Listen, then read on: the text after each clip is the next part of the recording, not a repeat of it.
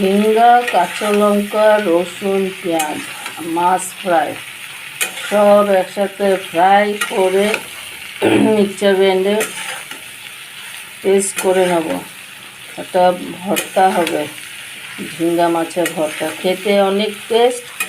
তোমরা একবার ট্রাই করো, খেয়ে পটল দিয়েও খেতে ভালো লাগে।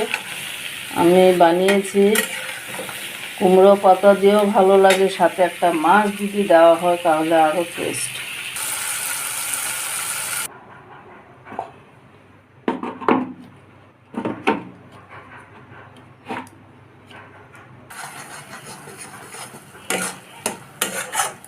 মিক্সচার মেশিনে পেস্ট করে এখন কড়াইতে এটাকে আবার টেলে নিতে হবে। টেলার পরে হাত দিয়ে খাও গরম গরম ভাতের সাথে।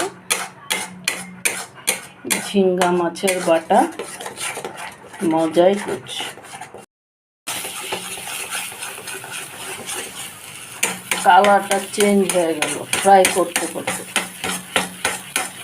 এত কষ্ট বাটা খেতে, আরে বাবা রে বাবা, কষ্ট।